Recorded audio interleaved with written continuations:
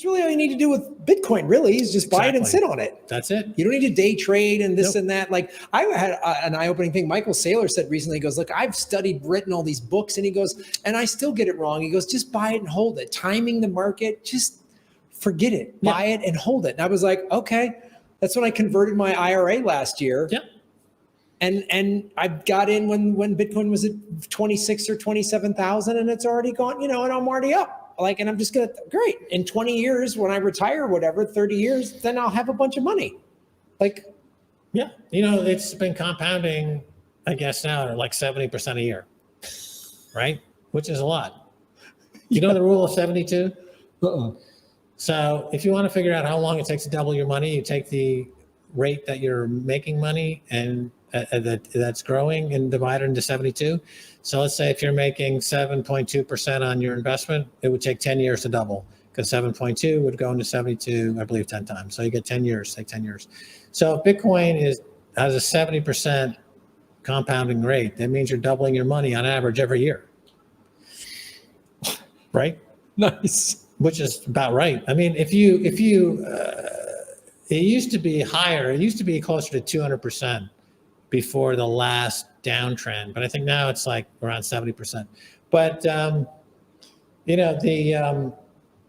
this is not going to stop anytime soon. This compounding effect, and probably the greatest trader is really Stan Druckenmiller, who worked under Soros, right? Soros had the Quantum Fund, which was one of the best performing hedge funds ever. Then Stan Druckenmiller took it over. And I think it was for 20 years, he was averaging a 30% return. I think that might be the most successful Wall Street track record ever, I believe. But that's still 30% a year. And Bitcoin is still more than double that. And this guy is, 1 in a million, 1 in a 10 million. Paul Tudor Jones, who's a legend, he doesn't come close to that. Warren Buffett's, I think, compounding at 22% a year, so he's not matching that. The market itself, if you just buy an index fund, is I have to check, but it used to be, the number used to be 7.5% to 8%, but it might be higher now. So, but here with Bitcoin, you're talking about 70%, and the market capitalization should equal gold, and gold's at 13 trillion. Bitcoin just hit 1 trillion. So to get to gold, it's going to be 13x, just to match gold. And I think that's a reasonable expectation. Yeah. And then it should outperform gold because it's better than gold. And gold's being demonetized by Bitcoin. So really, the market cap of Bitcoin should be 20, 30 trillion. The total bond market's 200, 300 trillion. And Bitcoin is demonetizing the bond market. So that means it could be a 200x if it really attacks the bond market and demonetizes the bond market. The total sum of financial products on planet Earth is about 400 trillion. So if Bitcoin demonetizes the whole kettle of fish, you're talking about a 400x from the current price of 48,000 times 400 is a big number, a very big number per coin. Like over 10 million, I think. 10 million a coin. Yeah. And this is what Hal Finney predicted it would get to 10 million. And that's the thing. And that you said that to me on my show 3 years ago when you told me about the $400 trillion in total global assets. And I was like, that is realistic. Then, some Bitcoin shows are like make all these crazy predictions, but I was like, well, that's just dollars and cents. That's pure simple math. Yeah, it's an asset class. I mean, I always looked at it as an asset class. Like I don't look at it at the technology so much, or I don't look at it, the philosophically so much. I look at it as an asset class because that's my background. I'm a stockbroker. So when I first heard about it in 2011, the question was, is this an asset class? And what is it? Is it a stock? Is it a bond? Is it a currency? Is it a commodity? So you get to the point, well, it's a commodity. It's a synthetic, digital, absolutely scarce commodity is what it is. And so as an asset class, it comes closest to gold, but it's better than gold in many ways. And when I was in 2011 at that conference in Prague, Max and Stacy were there, and Rick Falkvinja, who started the Pirate Party in Sweden, spoke. and he made the case as Bitcoin as an asset class and said the Forex market is worth X trillions of dollars, and if Bitcoin captures just 1% of that, it's 100,000 a coin. And at that time, it was $2. And but that made good sense to me. Now, Rick Fogveen, he like went crazy, as a lot of people in the early Bitcoin days developed Bitcoin derangement syndrome, where they went insane. Because a lot of, when you look at Bitcoin in the early days, it's like looking into it is like a psychedelic kaleidoscope. Mm-hmm. And when you start to look at it like for what it really is, and nobody else in the room or in within 100 miles is looking and seeing what you're seeing, like it can fuck with your mind. It totally rewires your mind. Yeah. And a lot of people went crazy. A good friend of mine, Charlie Shrem, who created BitInstant, which is the company in New York, he ended up getting in a little trouble. But when you talk to Charlie Shrem back in those days, he was in it in 2010 and very early. Like his eyes were like pinwheels when he spoke about Bitcoin, because he was seeing the future. Right. But it was also driving him insane. Wow. Like characters like Dennis Hopper in Apocalypse Now. Like when he dies, it dies. When he dies, it dies. Right. You can't land on a fraction, man. And it's just like, this is what the early Bitcoiners were like. They're just like going partially insane.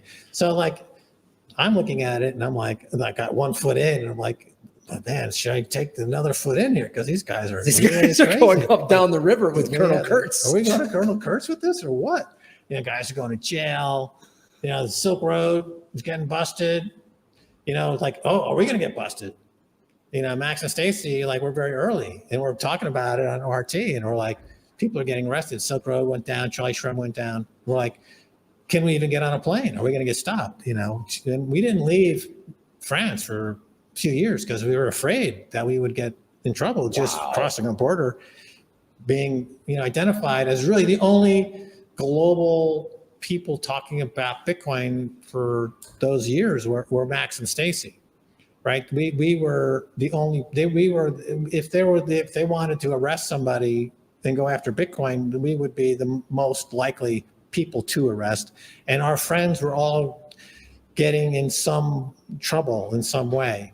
And so it was, I credit Michael Saylor for taking Bitcoin out of the dark ages, really out of those period. And he really legitimized it in a big way. And the way he speaks about it is from somebody who did the homework. I mean, Michael Saylor is a guy who's an American success story, right? He comes from a middle-class guy and he worked his way up, really. He goes to MIT. He starts a company. He's the longest serving CEO in technology in America. And he's dedicated to education and he gives back a lot to the community. And he hit the ground when he talked about Bitcoin in the first few days, like better than anybody else.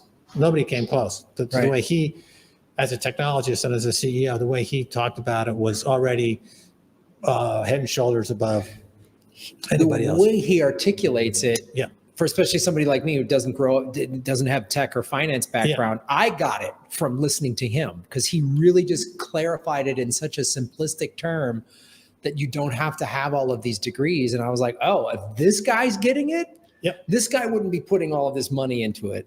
There's no way if it was some Ponzi scheme or whatever anybody said. He's incredibly important. Like Andreas Antonopoulos was really important in the 2012 for the period going forward. But Andreas had a kind of a political edge to him because he grew up in Greece, and Greece has been a really political focus of civil unrest, and he had big financial collapses there, collapses and things. And so his lens was a little bit like he's one of the best speakers of Bitcoin really ever, and into giving the whole philosophy of Bitcoin as well. But he also has some politics that he brings to it, and so it's colored in that sense. Whereas Michael Saylor is like a pure mercenary, I guess. I don't want to make it sound in any way, in not in terms that are not, laudatory, but he just basically he deals in the world of board meetings and CEOs and regulators. That guy's been dealing with regulators his whole life, professional life. So his words are extremely parsed and chosen just to avoid regulatory issues. And that's the kind of thing I like to hear myself. It's like, I know that word would mean in a lawsuit what that word might mean that you might use in this case, and you're not using it.